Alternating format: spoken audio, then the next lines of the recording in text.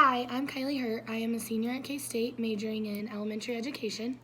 And today I'm going to talk to you about place-based learning and talk a little bit about a lesson plan I just created to kind of focus around that.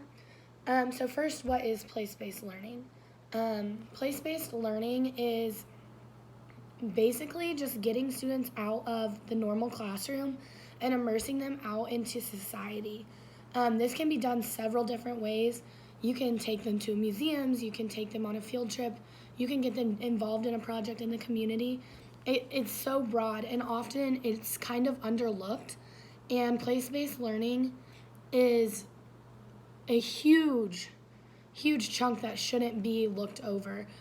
Through place-based learning, students can work on social skills, get involved, learn to have responsibilities that they might not have at home.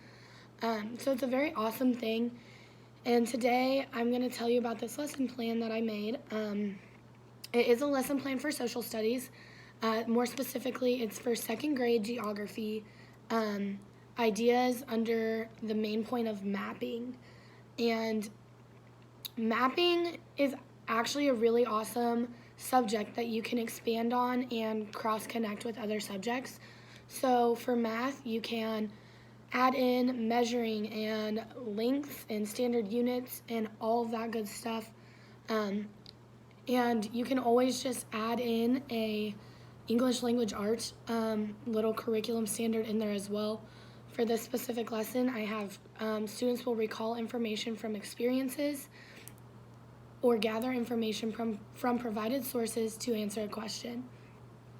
So basically what I'm going to have my students do here is we're going to get out of the classroom, we're going to go somewhere that they aren't super familiar with. Originally when I made this lesson plan, I was going to have the students and I walk from the school and around the small, like our town, and take notes and see all these things.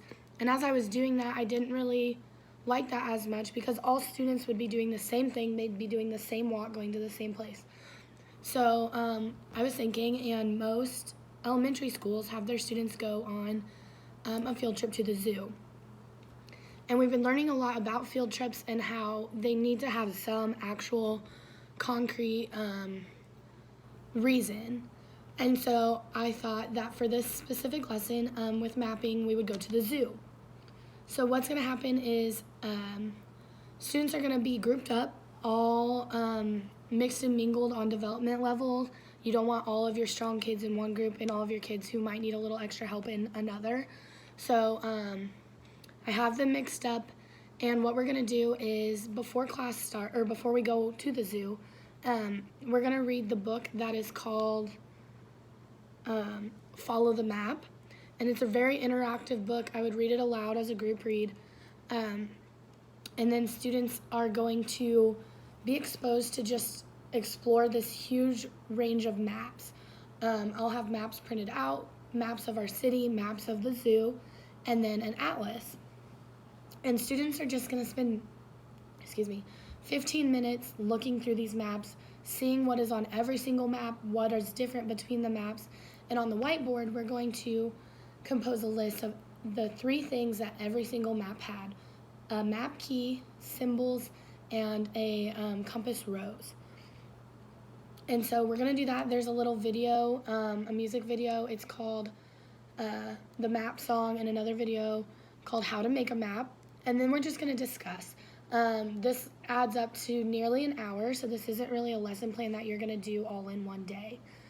So you begin with the song, the book, conversation, looking at the maps. That might be done over a span of 2 days. And then you're going to go on the field trip. So we're going to get to the zoo, and students are already going to know their groups. And within the groups, each student is going to have their own task. Ideally, I would have 4 students in a group. So we would have a leader, a recorder, a photographer, and a timer. And so students are going to just wander around the zoo and find their favorite place. And once they find their favorite place, they're going to retrack their steps and start from the door and take pictures, write notes, record, make a path to make a map of how they got there. They're not going to actually physically make the map yet. They're just gathering all their information that each of them have a task to do.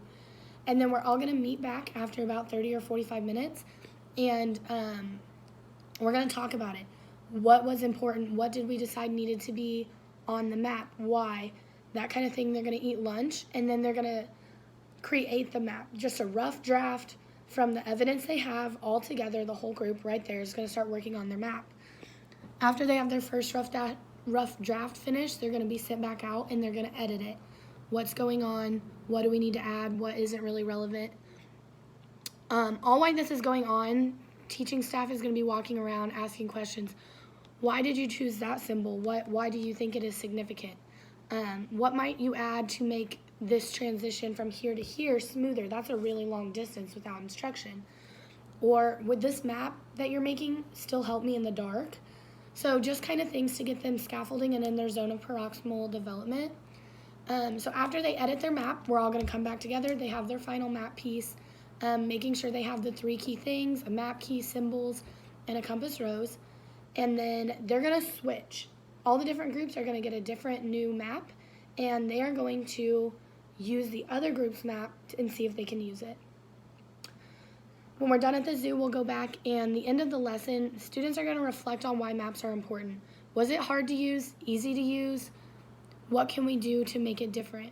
And this is all going to seem so much funner and be more engaging, and students are going to get more out of it because it was fun and it was place-based and they got to go to the zoo. So yeah, feel free to check out my lesson plan, and I'd love to hear what you have to say. Thank you.